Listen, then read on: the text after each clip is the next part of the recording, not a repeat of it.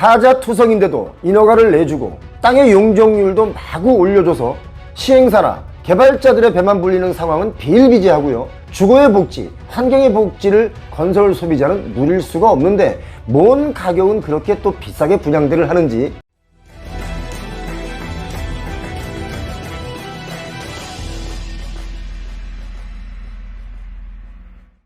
여러분께서 가장 신뢰하는 경제채널 표영호TV 시작하겠습니다. 자, 상상하지 않았지만 또 혹시나 했던 일들 여기저기서 마구마구 터지고 있죠. 철근을 빼먹어서 아파트 주차장이 무너지더니 이번엔 강남에서는 물난리가 났습니다. 어딜까요? 바로 자이 아파트입니다. 사실 GS자이는 제가 개인적으로 가장 선호하는 아파트이기도 한데요. 그런데 자꾸 실내가 깨지는 사건이 터지니까 GS건설이 지은 아파트 이건 믿고 들어가도 되겠느냐 라고 하는 소비자들이 점점 늘어나고 있다는 게 문제입니다. 요즘 이런 별명까지 얻었습니다. 순살자이다, 하자이다, 이런 거요. 순살치킨처럼 뼈 없는 닭살, 그러니까 뭐 골조를 누락한 자이를 빗대서 이렇게 붙인 말이고요. 또 하자이는 하자와 자이를 합성한 단어입니다. 그래서 하자인데 이런 별명이 붙었다는 거, 정말 이 GS건설 체면이 많이 구겨졌습니다. 주차장 붕괴 사고에 이어서 강남 개포동 사업장에서도 각종 민원들이 쏟아지고 있는데요. 개포 자이 프레지던스에서 최근 물난리가 났기 때문에 민원들이 많이 나오고 있는 거죠. 아직 장마도 본격적으로 시작도 안 했는데 이제 입주한 지 3개월밖에 되지 않은 단지에서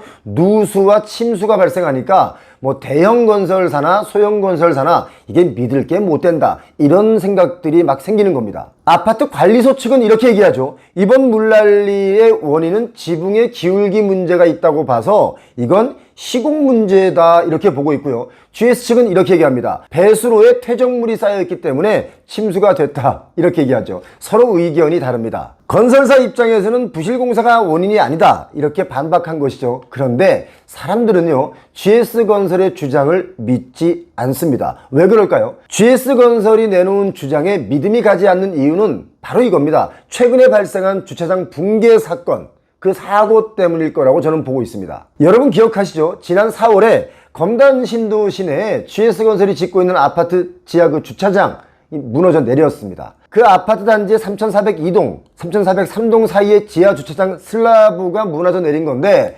그런데 이게 정말 말이 안 되는 게요, 지하 주차장 붕괴 원인이, 여러분 놀라지 마십시오, 철근 누락입니다. 저희 채널에도 여러 번 우리 구독자님들께서 제보를 해 주셨는데 앞으로는 제보를 해 주실 때 영상도 함께 좀 부탁드리겠습니다. 여기로 보내주시면 저희가 참고하도록 하겠습니다. 자, 철근 누락이라 혹시 철근을 빼돌린 게 아니냐, 이런 의혹도 불거지고 있죠. 왜냐? 이런 의혹이 불거지고 있다는 얘기는 이미 신뢰를 잃었다는 얘기입니다. 우리가 보통 약속을 자주 안 지키는 그런 지인이 있다면 그 지인과 약속을 또 하게 되면 설마 지킬까? 이렇게 써놓는 경우 있다고 하는데 바로 그겁니다. 한번 신뢰가 깨지면 그 약속마저도 지킬까라는 의심이 드는 거죠. GS건설 최근 그런 행태를 두고 이 부동산의 커뮤니티를 보니까 업계 1위 GS건설도 이젠 믿지 못하겠다, 이런 비난도 있고 불안함을 호소하는 분들이 많습니다. 그런데요, 이런 불안함은 소비자 평판 조사에서 바로 나타납니다. 한국기업평판연구소에서 발표한 걸 보니까 5월 아파트 브랜드 평판 자료를 보니까 GS건설 자이가 17위에 이름을 올렸습니다. 보통 GS건설은 1, 2, 3위 안에 들어가 있거든요. 제가 늘 이야기하지만 신뢰는요, 한번 깨지면 다시 쌓는다는 것은 정말 어렵습니다. 약속을 쉽게 하고 또 약속을 쉽게 깨고 또 깨고 나서도 전혀 미안해하지 않는 사람, 이것저것 입만 벌리면 거짓말을 하는 사람, 이런 사람이랑은 그 무언가를 함께 도모할 수가 없는 것이죠. 그래서 실수를 하더라도 솔직한 사람이 신뢰가 더 갑니다. 기업도 마찬가지죠. 그런데 왜 이 건설업에서는 이런 신뢰가 깨지는 일이 비일비재하냐, 이겁니다. 계약서를 잘 써도요, 해석하기에 따라서 다 달라지는 경우도 허다합니다. 요즘 시장 분위기는 GS건설 같은 대형 건설사도 이런 사고가 계속 터지는데 뭐 다른 건설사라고 상황이 다르겠느냐, 이런 의심을 많이 합니다. 실제로 저희 표영호TV에서 경각심을 불러일으키기 위해서 지난 영상에 그런 하자 영상을 좀 많이 보여드렸습니다. 보셨죠? 사실 업계에서는요, 이런 이야기들이 공공연하게 돌아다닙니다. 어떤 이야기냐? 이런 이야기가 뭐 사실이 아니길 간절하게 바라보는 건데요, 이겁니다.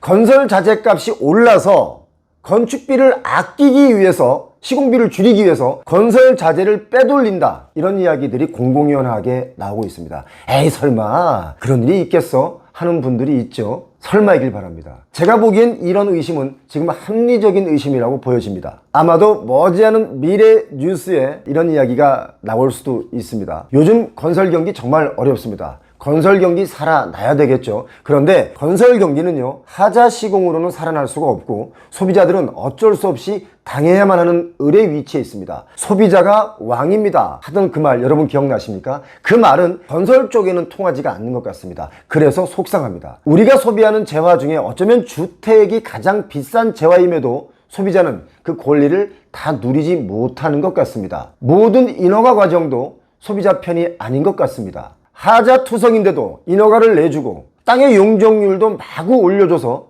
시행사나 개발자들의 배만 불리는 상황은 비일비재하고요. 주거의 복지, 환경의 복지를 건설 소비자는 누릴 수가 없는데 뭔 가격은 그렇게 또 비싸게 분양들을 하는지, 땅값이 오르고 공사비가 올라서 분양가가 올랐다고 하는데 그 돈은 다 공사비나 땅값으로 들어가는지, 이 중간에 해먹은 놈은 없는지. 아무튼 소비자를 내가 만든 재화를 사주시는 고객이 아니라 호구로 보는, 그래서 피해자가 되고 있는 이 작금의 현실.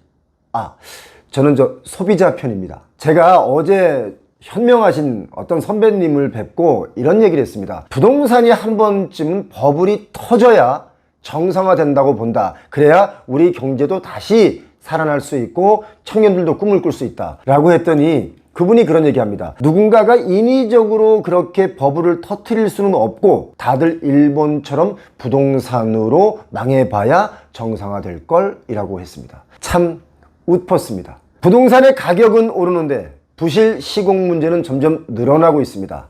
이것도 우리가 빨리 해결해야 될 문제가 아닌가 생각됩니다. 배용호TV 오늘 순서 여기까지입니다. 여러분 구독은 을입니다. 고맙습니다.